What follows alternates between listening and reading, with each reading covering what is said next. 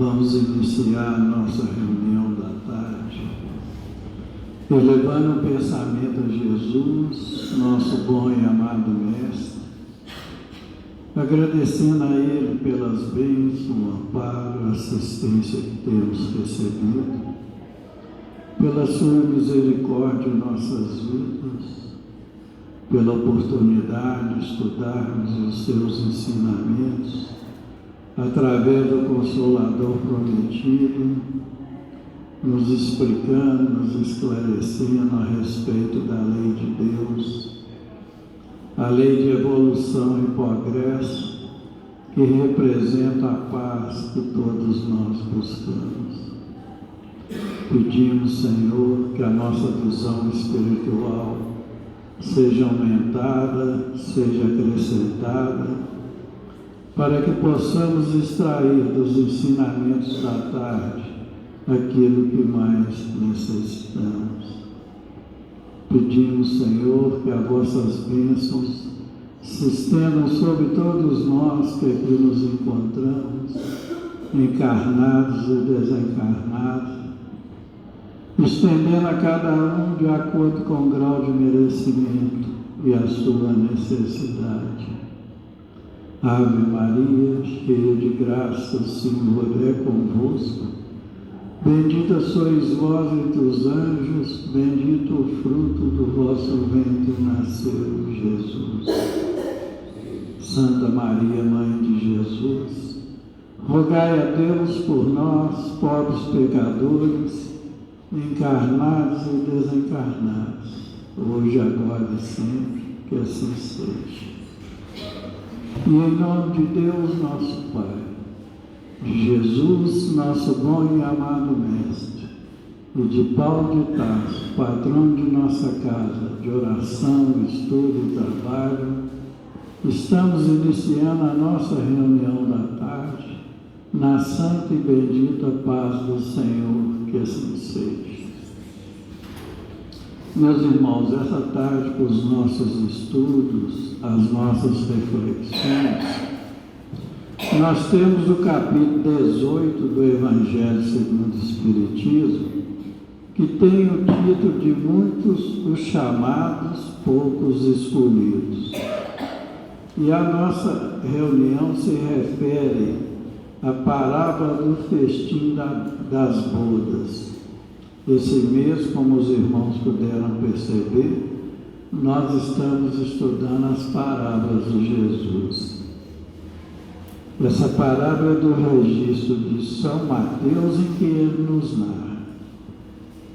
Falando ainda por parábolas, disse-lhes Jesus: o reino dos céus é semelhante a um rei que, querendo festejar as bodas de seu filho, despachou seus servos a chamar às bodas os que tinham sido convidados. Estes, porém, recusaram-se a ir. O rei despachou outros servos com ordem de dizer da sua parte aos convidados: preparei o meu jantar, mandei matar os meus bois e todos os meus cevados. Tudo está pronto. Vinde às bodas. Eles, porém, sem se incomodarem com isso, lá se foram, um para a sua casa de campo, outro para o seu negócio. Os outros pegaram o servo e os mataram, depois de lhes haverem feito muitos ultrajes. Sabendo disso, o rei se tornou de cólera e, mandando contra eles seus exércitos, exterminou os assassinos e lhes queimou a cidade. Então disse a seus servos: o festim das bodas está inteiramente preparado, mas os que para ele foram convidados, chamados, não eram dignos dele. e depois as encruzilhadas, e chamai para as bodas todos os quantos encontrares. Os servos então saíram pelas ruas e trouxeram todos os que iam encontrando, bons e maus. A sala das bodas se encheu de pessoas que se puseram à mesa. Entrou em seguida o rei para ver o que estavam à mesa, e dando com um homem que não vestia a túnica nupcial, disse: meu amigo, como entraste aqui sem a túnica nupcial? O homem guardou silêncio. Então disse o rei à sua gente: atai-lhe as mãos e os pés e lançai às trevas exteriores. Aí é que haverá prantos e ranger de dentes, porquanto muitos há chamados, mas poucos escolhidos. São Mateus capítulo 22, versos 1 a 14. Essa tarde nós contamos com a colaboração dos nossos irmãos Laura e Gilvan. Passamos a palavra a Laura.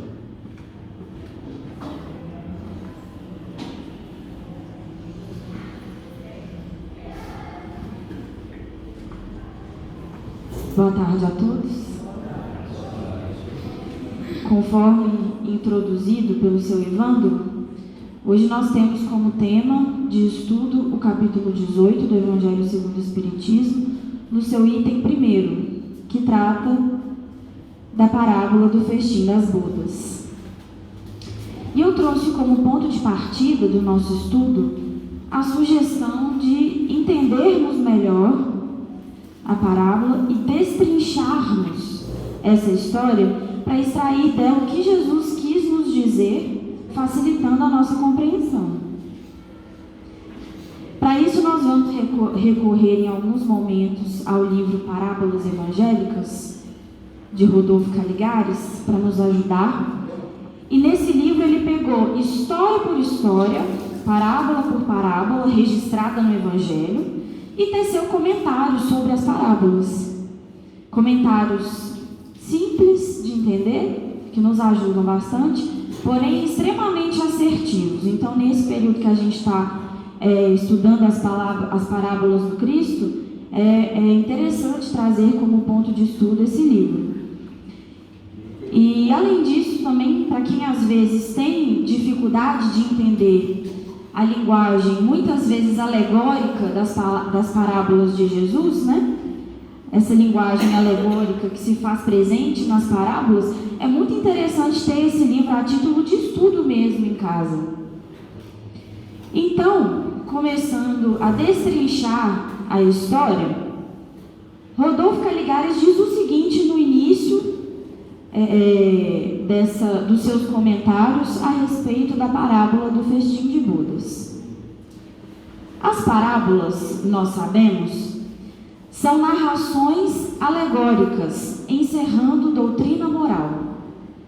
Jesus, professor emérito, recorria frequentemente a elas porque era a melhor maneira de interessar os seus ouvintes e também porque ele sabia que é muito mais fácil assimilar e reter qualquer ensinamento quando materializado, isto é, objetivado através de um enredo, né? Do que quando ministrado ou ensinado de forma completamente subjetiva.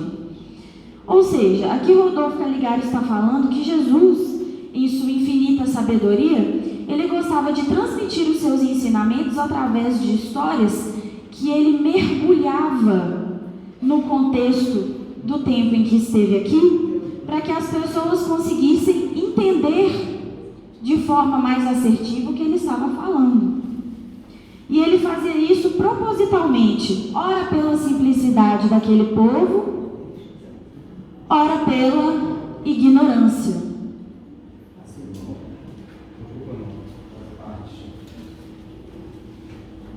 Tá tudo bem?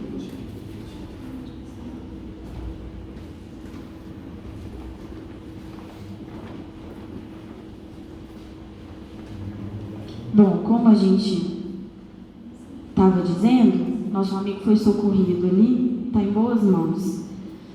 Então, o que Rodolfo Caligares quis nos dizer é que Jesus, em sua infinita sabedoria, né, ele gostava de transmitir os seus ensinamentos através de parábolas, de histórias,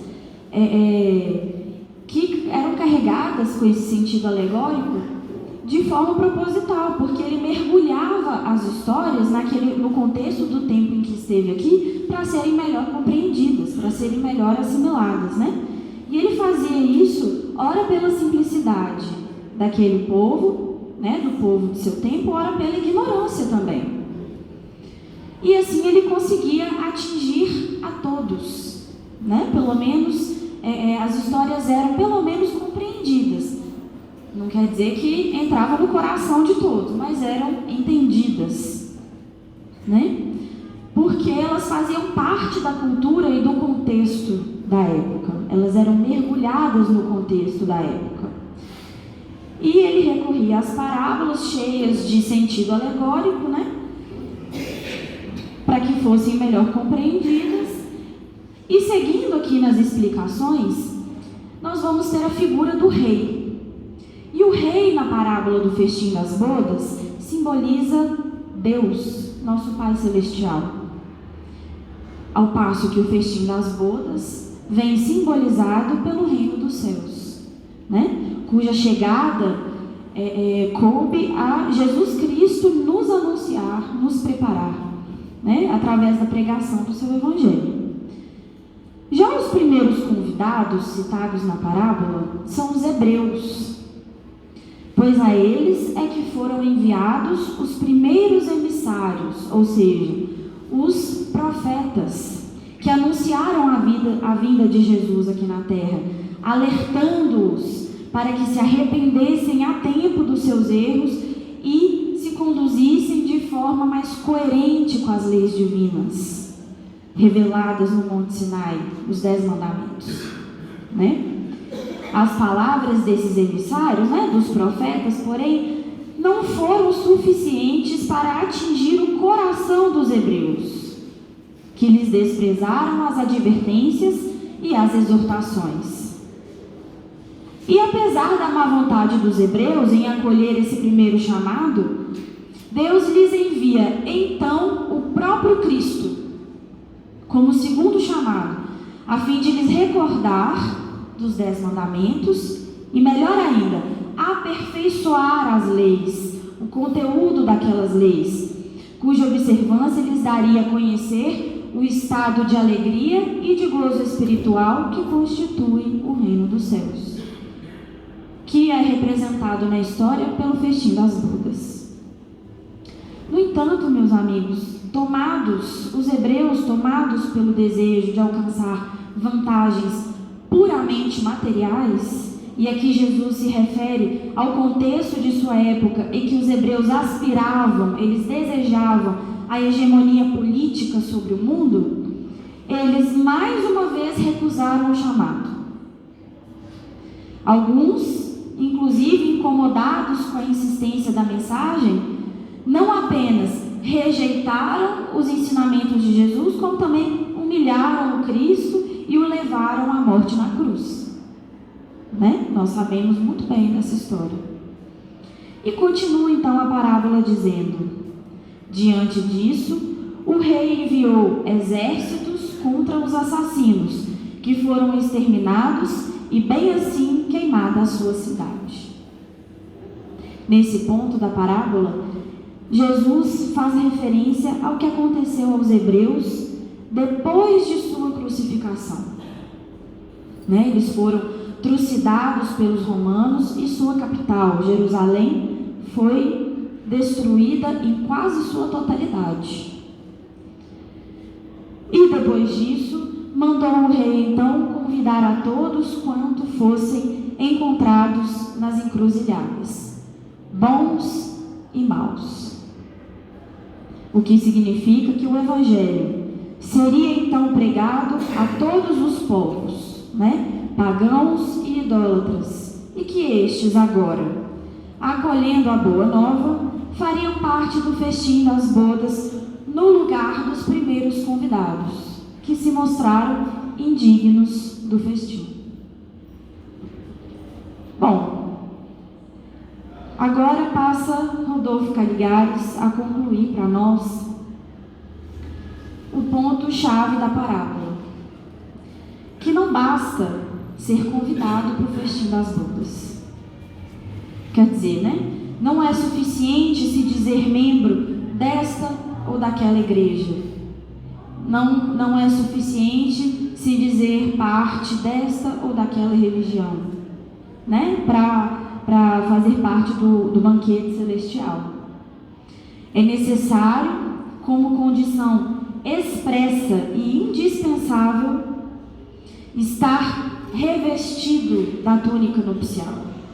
Ou seja, possuir aquela pureza, possuir aquela mansuetude, possuir a bondade que é inerente, né? que são características, tanto a pureza, a mansuetude, a bondade, são características do verdadeiro cristão. Até aqui, os chamados de Deus foram feitos. Mas não basta apenas aceitar e se sentir parte daquele banquete, acreditando numa suposta alegria eterna, né? que muitos ainda acreditam. Tem que vestir a túnica nupcial. E o que isso quer dizer? Tem que botar a mão na massa. Tem que merecer a entrada no reino do céu. Por quê? Nós já sabemos que a fé sem obras é morta. Então tem que botar a mão na massa. Tem que trabalhar. Tem que dar um atestado ali, de cristão. Nem que esse atestado seja um esforço sincero de melhoramento, de aperfeiçoamento do nosso coração, dos nossos pensamentos, né?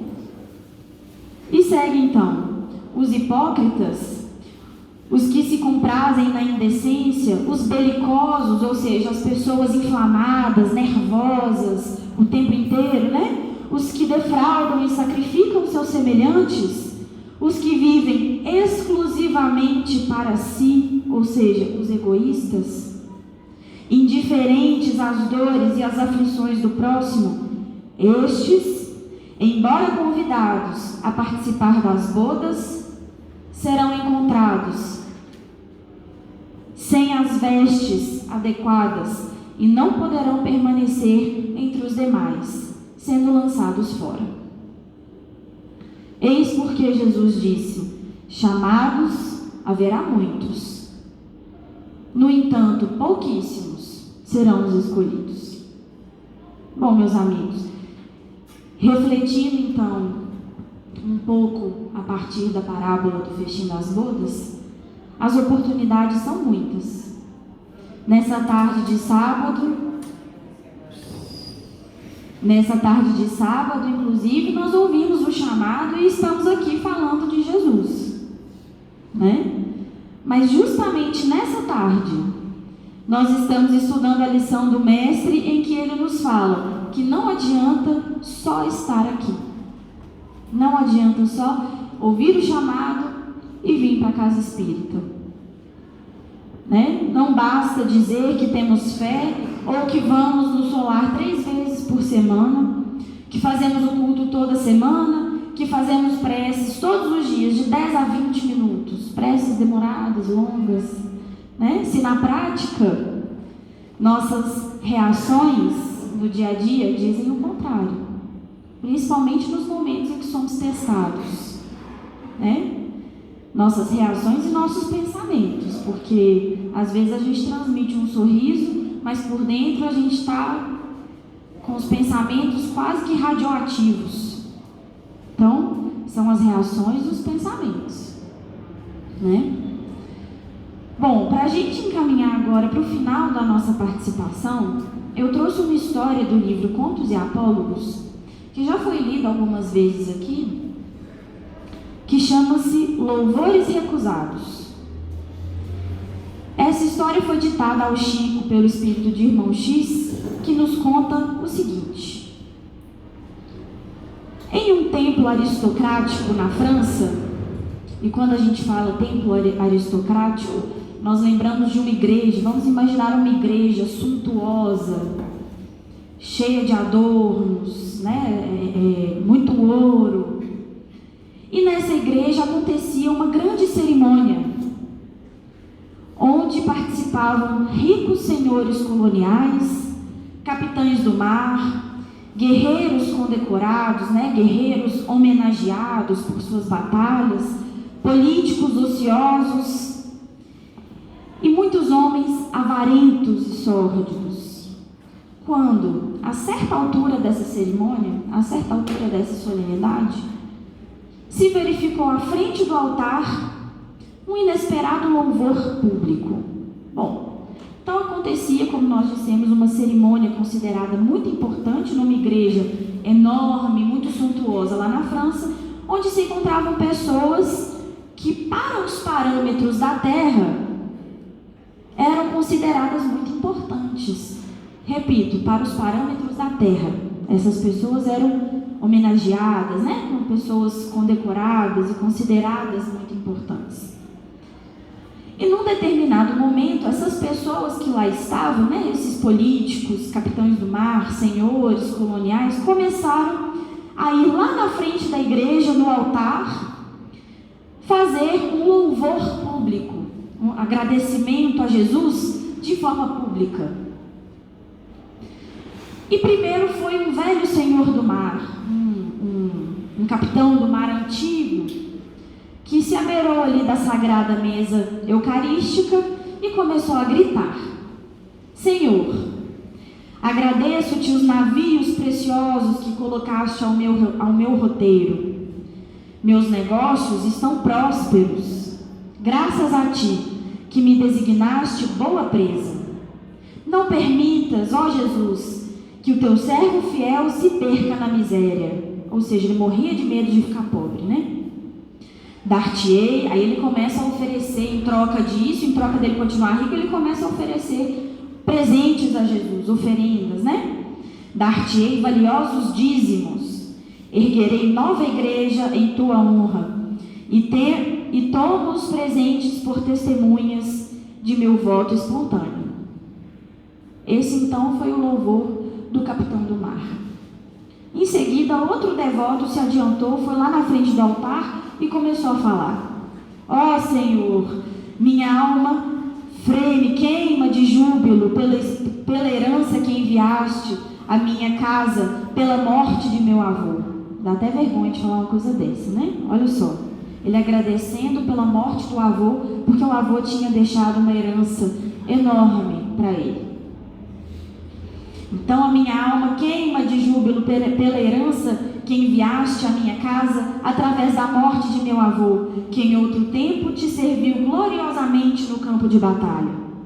Agora nós podemos, enfim, descansar sob a sua proteção, olvidando o trabalho, esquecendo, né, deixando de lado o trabalho e a fadiga e o cansaço.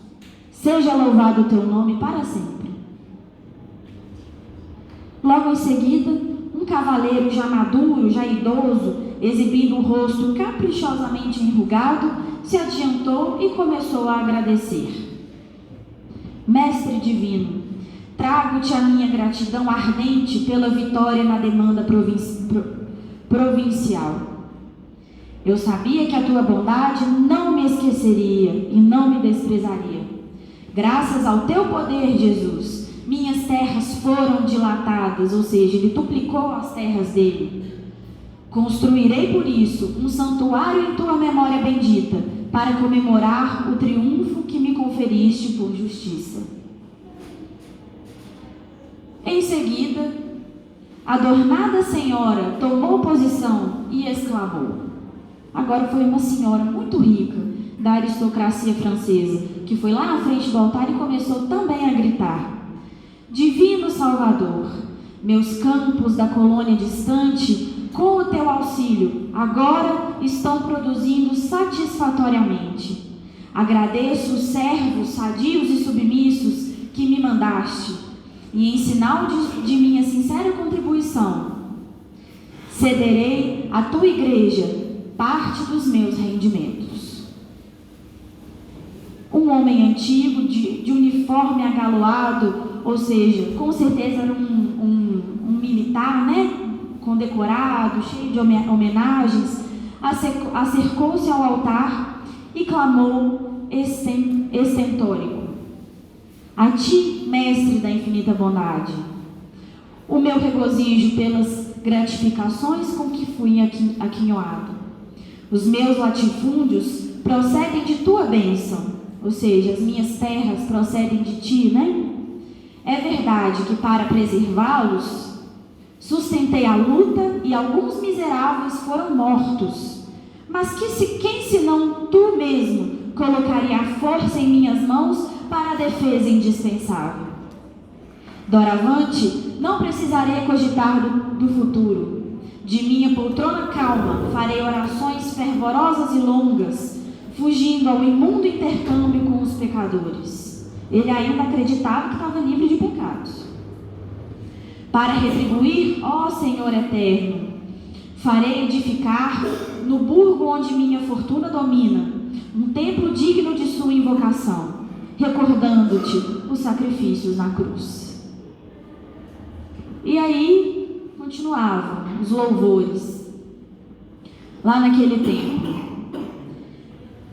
E quando São Vicente de Paulo, porque quem tomava a frente daquela cerimônia era São Vicente de Paulo. Quando São Vicente de Paulo, assombrado, reparou que a imagem de Jesus começava a adquirir vida e movimento lá em cima do altar, estático, viu-se à frente então do próprio Redentor. Então é como se Jesus, a imagem de Jesus lá no altar da igreja, tomasse forma, tomasse vida e descesse do altar, né? Só que Jesus desceu daquele altar florido em prantos. O abnegado sacerdote observou que Jesus se afastava a passo rápido daquela igreja.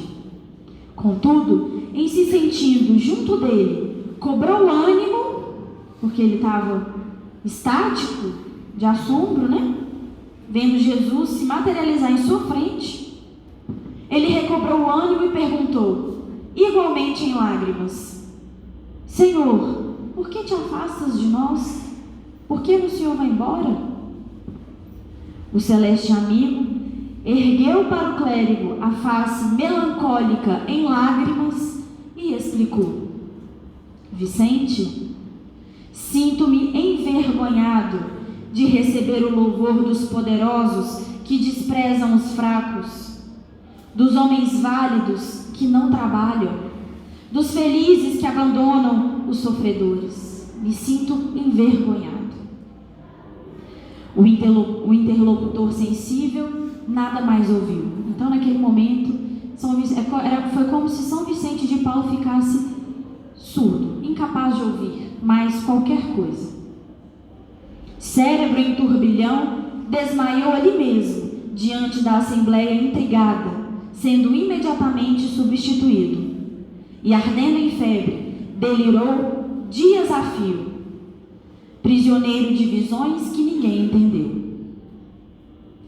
Quando se levantou da incompreendida enfermidade, vestiu-se com a túnica da pobreza. Então ele trocou aquela túnica, provavelmente também suntuosa, que ele vestia.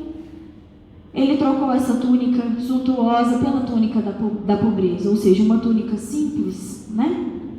Trabalhando incessantemente na caridade até o fim dos seus dias.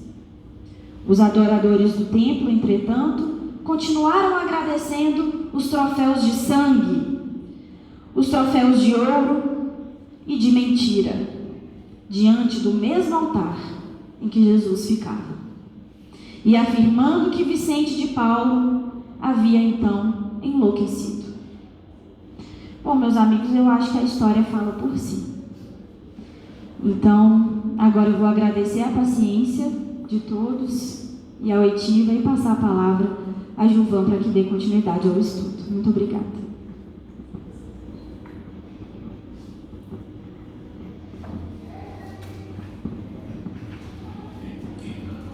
Prezadas irmãs, prezados irmãos, boa tarde. Vamos dar prosseguimento aos comentários da tarde, rogando a Jesus que continue nos amparando e abençoando na sua doce e sublime paz. Bom, meus amigos, conforme acabamos de ouvir na leitura inicial feita pelo nosso irmão Evandro, pelos comentários realizados pela nossa irmã Laura, hoje estamos estudando o item 1 do capítulo 18 do Evangelho segundo o Espiritismo, capítulo esse intitulado Muitos os chamados, poucos escolhidos. E o capítulo 1 inicia-se com essa parábola, a parábola do festim das bodas, uma lição repleta de valiosos ensinamentos, mas que, como toda parábola, precisa ser estudada e interpretada com bastante cautela, sobretudo com o auxílio, as chaves da fé raciocinada que o Espiritismo nos fornece, para não incorrermos no erro, meus irmãos, de fazer uma leitura meramente literal, superficial do texto, sem alcançar esse tesouro profundo que se encontra na parábola, um tesouro espiritual. Foi por isso que o nosso apóstolo Paulo, querido patrono dessa casa, disse: a letra mata e o espírito vivifica, porque é necessário buscar o conteúdo espiritual das lições de Jesus.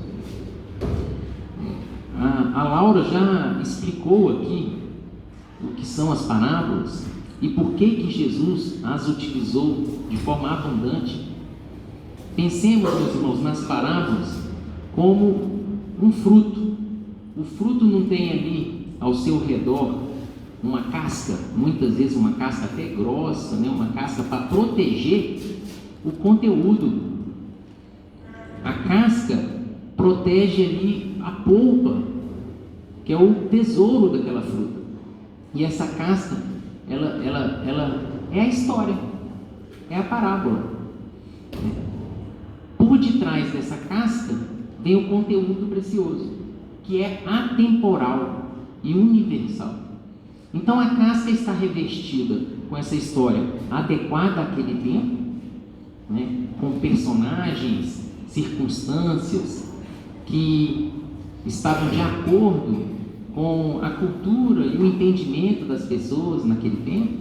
Então geralmente era utilizada a pecuária, a pesca, as relações entre os senhores e os servos. A semente, e os aspectos da natureza. Então essa casca, removida ela, nós chegamos então no conteúdo espiritual, que é um verdadeiro tesouro. E bendita a doutrina espírita, o Consolador prometido por Jesus, que veio retirar o véu dos nossos olhos, nos fazendo relembrar as suas lições, muitas das quais nós havíamos esquecido, nos corrigindo interpretações equivocadas, esclarecendo pontos até então incompreendidos e até mesmo ampliando os horizontes do Evangelho sob as luzes da razão e das realidades espirituais. Então, conforme nossa irmã Laura já comentou aqui e explicou tão bem, essa parábola, ela possui personagens e circunstâncias que devem ser interpretadas sobre esse ponto de vista espiritual. Então, Jesus compara o reino de Deus a uma festa de casamento, onde tudo é alegria, felicidade, e o rei, que é Deus, manda então seus servos convidarem chamarem os convidados. Vejam que interessante, Nessa parábola, nós iremos aqui destacar 3 pontos. O primeiro é essa festa, o símbolo das bodas. depois o convite e por fim também iremos falar desse aspecto que é o mais importante, a roupa nupcial, a túnica, né, necessária para essa festa. Bom, o primeiro ponto é então a festa de casamento, as bodas. E nas escrituras, as bodas possuem um significado bem específico. É um símbolo utilizado tanto no Velho Testamento como no Novo Testamento, representando o momento em que a humanidade, e a humanidade é a noiva, vai então se unir, se juntar ao noivo Jesus. E então é nesse momento, né, nessa festa de amor, de paz e de alegria, que então é efetivada essa união. Olha que símbolo bonito, né? O casamento não é o encontro de almas, a união de almas, pelo amor, né?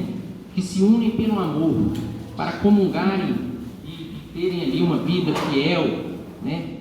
Então, é um símbolo muito bonito que está presente nas Escrituras, tanto no Velho Testamento como no Novo Testamento. Separamos aqui alguns trechos.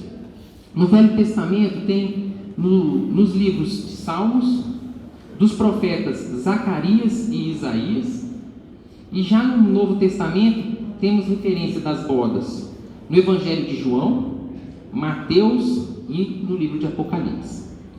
Vamos começar aqui no Evangelho de João. Olha que interessante. João Evangelista narra um episódio em que João Batista, o precursor, né, ele havia acabado de batizar Jesus no Rio Jordão. E João Batista era um profeta, né? Tinha seguidores, uma pessoa respeitada, muito importante. E ele foi indagado pelos seus discípulos. E olha o que João Batista disse. João 3, 25 e seguintes. Houve então uma questão entre os discípulos de João Batista, e um judeu, acerca da purificação. E foram ter com João e disseram-lhe: Rabi, aquele que estava contigo além do Jordão, do qual tu deste testemunho, ei-lo batizado, e todos vão ter com ele.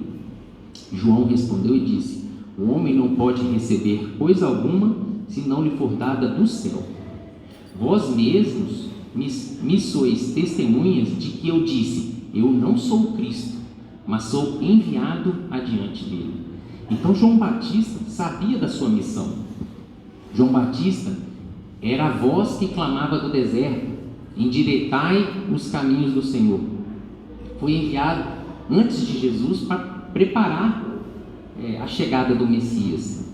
E aí, esse trecho aqui é o mais interessante. Olha o que João Batista fala: aquele que tem a esposa é o esposo, mas o amigo do esposo, ele, João Batista, o amigo do esposo que lhe assiste e o ouve, alegra-se muito com a voz do esposo. Assim, pois, já está a minha alegria cumprida. Então João Batista, quando viu Jesus se aproximar, né, com toda aquela sua grandeza, deu testemunho, e as pessoas estavam querendo entender isso, né? E aí ele fala: eu sou o amigo do esposo, o esposo chegou. O próprio Cristo confirma isso em Mateus capítulo 9, versículo 14 e 15. Nesse mesmo episódio em que discípulos, né, de João estão ali querendo saber, né, da chegada do Messias, olha aqui o que o evangelista Mateus registrou. Então chegaram ao pé dele, de Jesus, os discípulos de João Batista, dizendo: por que jejuamos nós e os fariseus muitas vezes, e os teus discípulos não jejuam? Então os discípulos de João Batista estavam: olha, nós, discípulos de João, e os fariseus jejuamos, por que os seus discípulos, perguntando a Jesus, não jejuam? E aí o mestre responde: podem porventura andar tristes os filhos das bodas? Olha as bodas aqui de novo. Enquanto o esposo está com eles, dias, porém, virão que lhes será tirado o esposo, e então jejuarão.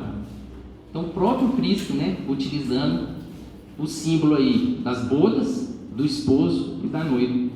O autor dessa Bíblia, João Ferreira de Almeida, no comentário a esse versículo, diz o seguinte: ingressar no reino dos céus é ir a um banquete de casamento. Jesus é o noivo, por isso os discípulos estavam cheios de alegria. Não seria certo prantear ou jejuar estando o noivo presente. E por fim, meus irmãos, separamos aqui um trecho do livro de Apocalipse, também ressaltando esse símbolo das bodas.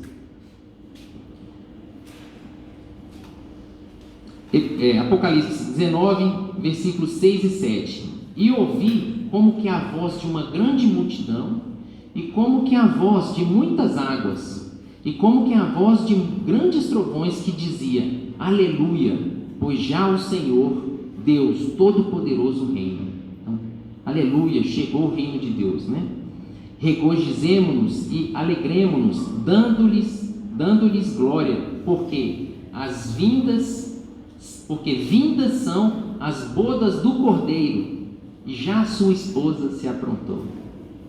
Percebemos aqui então a utilização das bodas, da festa de casamento, simbolizando a união, a comunhão da humanidade com Jesus. Essa relação de amor e de fidelidade que vai nos conduzir ao reino de Deus, que não é um lugar. O reino de Deus não é um lugar, é um estado de espírito, é um estado de consciência. Bom, então passamos aqui pelo símbolo da festa, para chegar agora então ao segundo ponto, o convite. Na parábola, como a Laura já mencionou aqui, Jesus ensina que primeiro o rei ali, simbolizando Deus, convidou o povo hebreu, através de Moisés e dos profetas. Porque, como sabemos, os judeus foram os primeiros a cultuarem a fé monoteísta, os primeiros a acreditarem em um Deus único. No entanto, o convite feito primeiro aos judeus não foi muito eficaz. Eles não deram muita atenção ao convite, preferindo as distrações materiais do mundo. Na parábola foi mencionado aqui, um foi para a casa de campo, o outro cuidar dos negócios. São símbolos, representações que indicam o quê? As preocupações com as coisas do mundo, com as coisas materiais, em detrimento das coisas do Espírito. E ainda hoje, quantos religiosos não estão preocupados muito mais com as formas, com as aparências, zelando tão somente por ordenações e práticas exteriores, e esquecendo os interesses e os valores espirituais, até hoje, Mas Deus, como um bom Pai, infinitamente misericordioso, nunca desiste dos seus filhos. Então, em todos os tempos, Deus enviou e continuará enviando seus servos, seus mensageiros, para convidar a humanidade, a noiva, para essa festa, para esse banquete de bodas, onde Jesus, o noivo, nos aguarda. Muitas vezes esses servos foram ultrajados, mortos de forma cruel, inclusive o próprio Cristo, que veio pessoalmente estender de forma amorosa o seu convite. E o que acontece em seguida? Nós vimos na parábola que Deus então manda espalhar o convite por todos os cantos, universalizando o convite. Não mais os hebreus e aqueles iniciados que tinham consciência de um Deus único. O Evangelho, a mensagem divina, foi espalhada pelo mundo inteiro. É o que vem acontecendo ao longo da história. Jesus, como governador espiritual do planeta,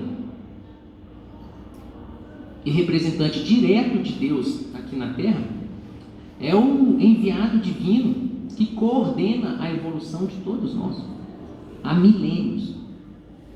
Em todos os tempos vieram profetas e missionários, não apenas no campo da religião, mas também nas ciências, na filosofia, nas artes. O próprio Mestre veio ter conosco, de forma, meus irmãos, que o convite de Deus é feito a todos, sem exceção, né?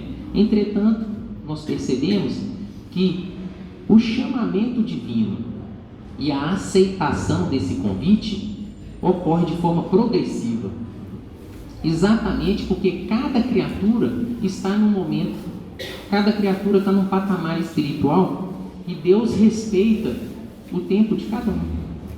Deus aguarda pacientemente cada um dos seus filhos, aguarda o nosso despertar, porque não existe, meus irmãos, privilegiados, pessoas, espíritos privilegiados, especiais, né?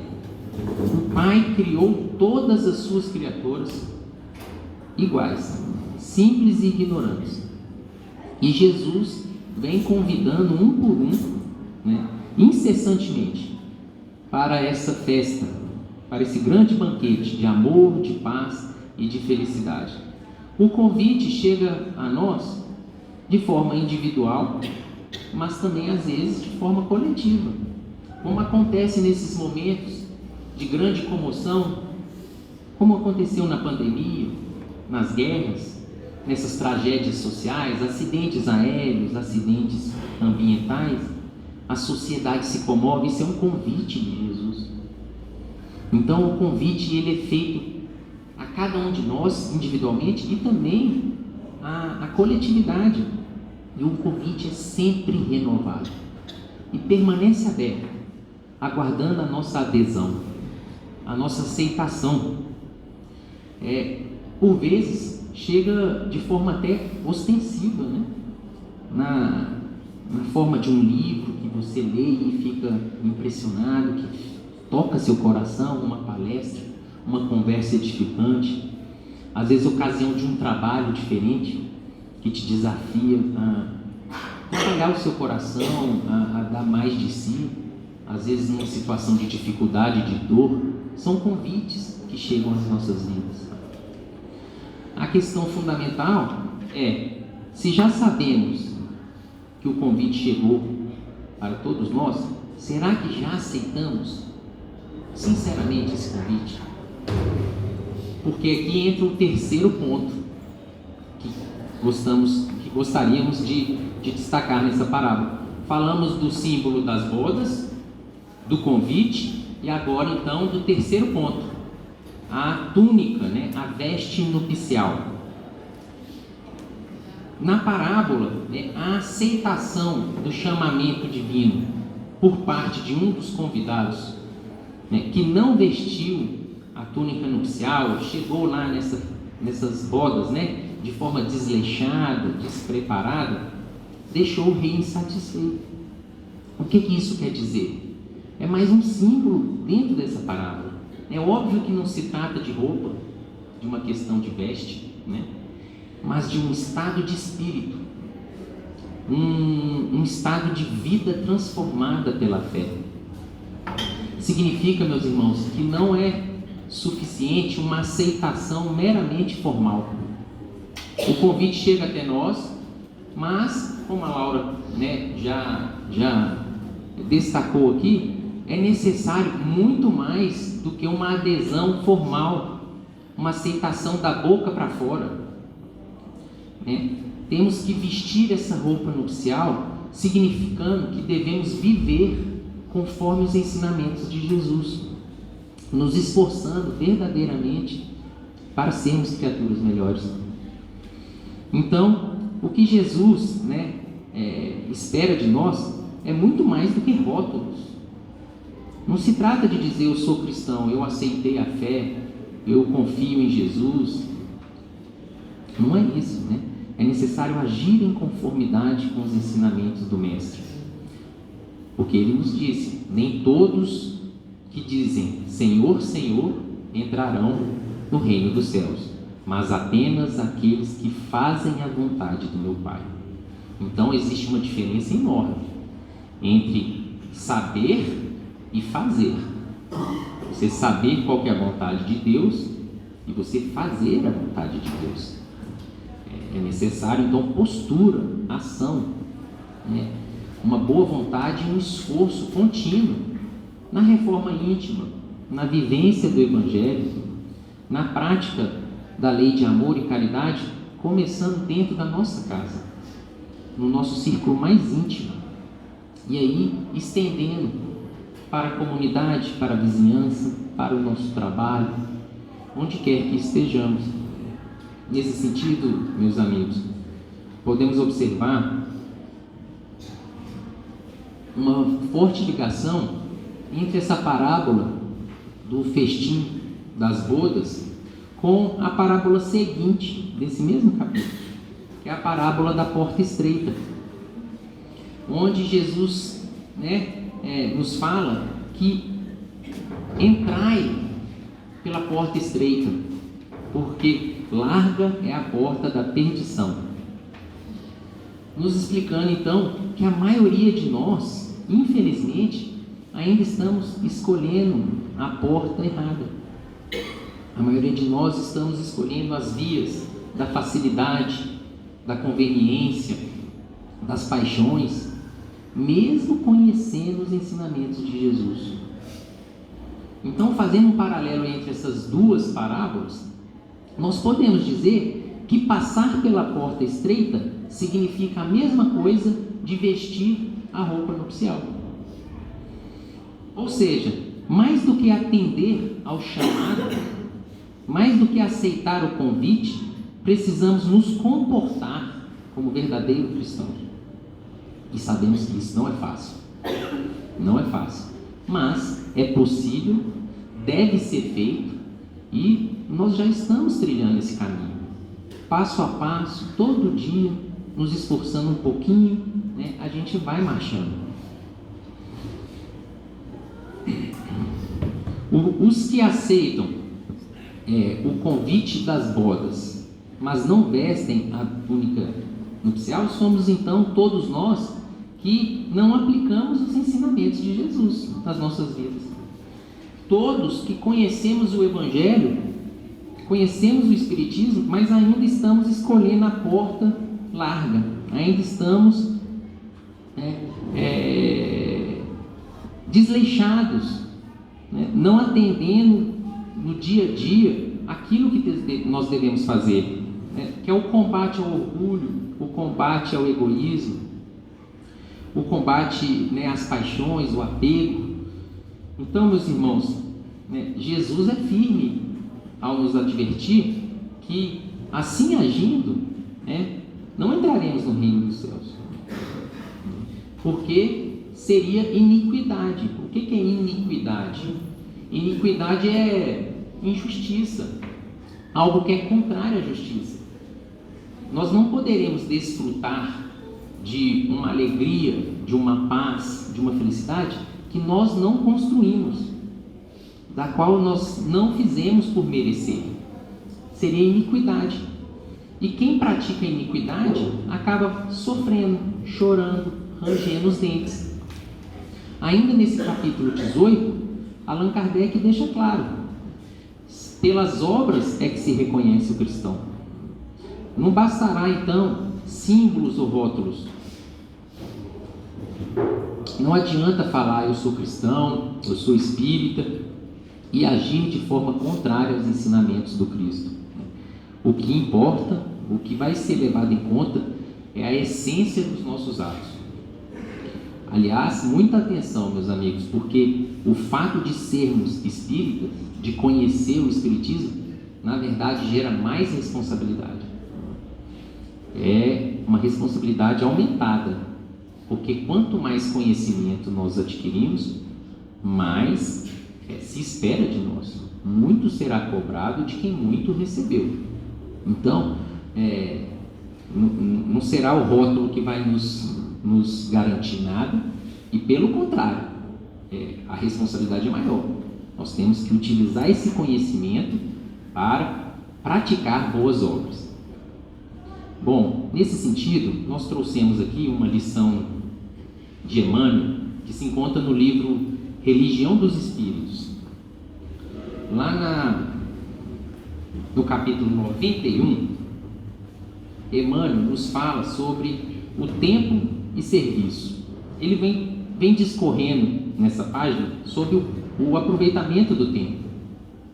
E já na parte final dessa página, olha que preciosidade do benfeitor Emmanuel. Fazendo o inventário de teus impulsos e palavras, movimentos e ações, recorda que a lei divina te conhece igualmente. Não tem como enganar. Lá no mundo espiritual não tem jeitinho não. A lei e a justiça divina sabe exatamente quem nós somos, né? Então, ele prossegue dizendo, a lei divina te conhece igualmente, não pelo teu nome, nem pelo espaço que ocupas, não pelo teu título, nem pelos direitos que te competem. A lei divina te conhece não pela tua crença religiosa, nem pelo consolo que ela te dá, não pela extensão dos teus dias, nem por teu grupo doméstico. Na esfera superior, és visto pelo que fazes, as obras. O auxílio que presta ao bem dos outros é nota de crédito na sua ficha. E como a divina bondade te deixa livre para fazer o bem que queiras, onde queiras e quando queiras, depende de ti limitar o repouso, olvidar, ou seja, esquecer o que seja inútil e evitar o que prejudica, a fim de atenderes em regime de ação constante, o serviço do bem, e seres assim amplamente conhecido e naturalmente credenciado diante da lei de Deus. Meus amigos, o Espiritismo nos esclarece que, na verdade, todos já fomos chamados e que cabe a cada um de nós escolher, através do livre-arbítrio, se iremos entrar no reino de Deus, entendendo esse entrar no reino de Deus, como construir o reino de Deus dentro de nós, porque não é um local, é um estado de espírito. Então nós vamos construir esse reino de Deus, onde nós estaremos então harmonizados com as leis divinas. Isso nós iremos fazer agora, daqui a alguns anos, ou deixar para séculos mais à frente. Depende de cada um. O convite já está aberto há muito tempo. Inclusive, nós já aceitamos esse convite. Nós que aqui nos encontramos, encarnados e desencarnados, todos nós já aceitamos esse convite. Nessa encarnação e em outras, muito provavelmente também em outras encarnações, nós aceitamos esse convite. E a essa altura, todos nós já estamos convencidos de que Jesus é o caminho, a verdade e a vida.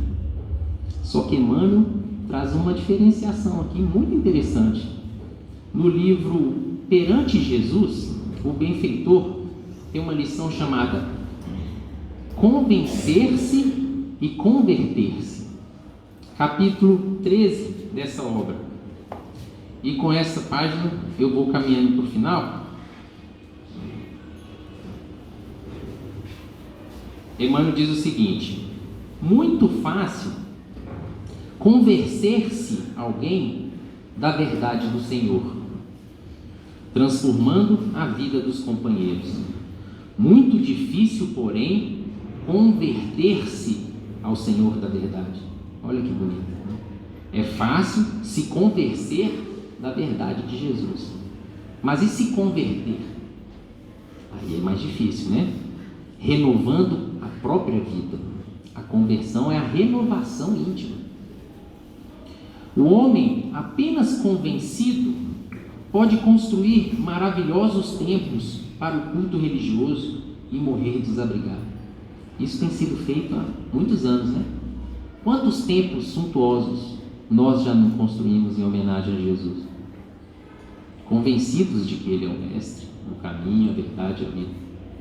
Mas, até hoje, estamos pelejando para nos convertermos em seus fiéis seguidores. Convencido, podemos orientar o combate aos inimigos da humanidade e permanecer possuído de terríveis adversários de si mesmo. Podemos distribuir benefícios incontáveis e atingir o fim da experiência terrestre em angustiosa fome do coração. Acender inúmeras lâmpadas no caminho e entregar-se à morte às escuras. Receber prodigiosos dons do céu e estendê-los aos semelhantes, persistindo em asfixiante cegueira no campo íntimo. O homem somente convencido derruba sem construir, critica sem cooperar, discute sem esclarecer, exige de todos sem auxiliar ninguém, hostiliza o bem provável sem edificar o bem positivo. Muito perigoso convencer-se quanto à verdade espiritual pelo raciocínio, sem converter-se a ela pelo coração. Oh, meus irmãos, nós temos feito isso há tantos séculos, e o Espiritismo veio exatamente para mudar isso, para iluminar a fé, trazendo a razão, explicando as realidades espirituais, de forma que nós saiamos dessa esfera meramente do raciocínio, do convencimento, para trabalhar o coração, o sentimento, nos convertendo. Muitos os chamados, poucos os escolhidos. Muitos se convencem, poucos se convertem. Somente o homem verdadeiramente convertido a Jesus adquire suficiente poder para desligar-se dos domínios do eu, buscando o reino de Deus. Só é instrumento capaz de atender com eficiência no divino trabalho da redenção humana ao descobrir o júbilo de servir no legítimo entendimento da evolução e da eternidade. Então, meus irmãos, são com essas reflexões aqui que nós vamos encerrando a nossa participação, mais uma vez dizendo que a escolha é nossa, né? Todos fomos chamados, mas somos nós mesmos quem iremos escolher. Que Jesus nos abençoe.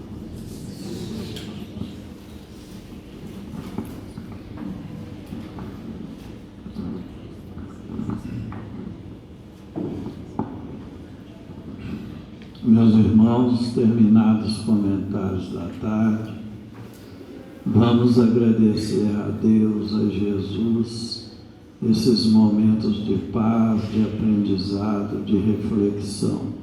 Pedimos ao nosso irmão Paulo de Tarso que nos faça a prece.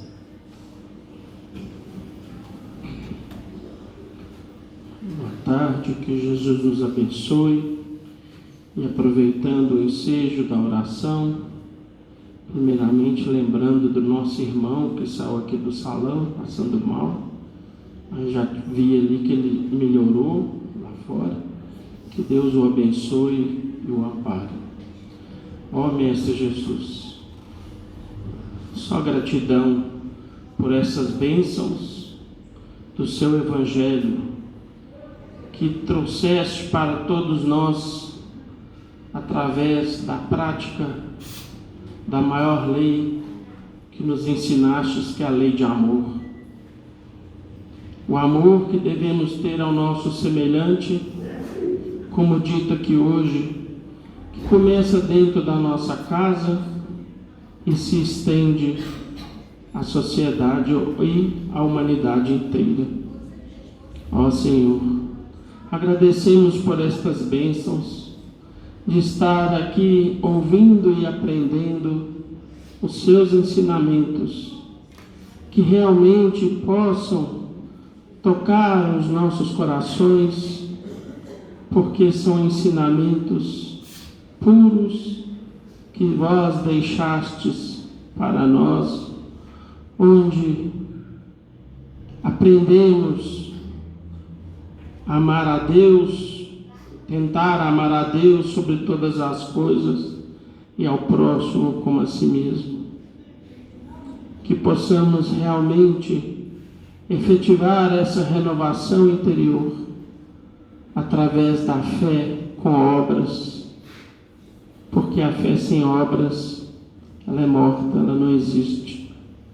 E só através das obras boas, evidentemente, é que nós vamos conseguir pagar a multidão dos nossos pecados. Pai nosso que estais nos céus, santificado seja o vosso santo nome. Venha a nós o vosso reino, seja feita a vossa vontade, assim na terra como nos céus. O pão nosso de cada dia dai-nos hoje. Perdoe as nossas dívidas, assim como nós perdoamos os nossos devedores. E não nos deixeis cairmos em novas tentações, mas livra-nos dos males, porque teu poder e a tua glória para todo sempre, que assim seja. Passando a palavra para o nosso irmão Evandro, para terminar a reunião. E com essa prece nós estamos encerrando a nossa reunião da tarde, na santa e bendita paz do Senhor, que assim seja. Os irmãos que forem receber o passe, pedimos conforme a fila.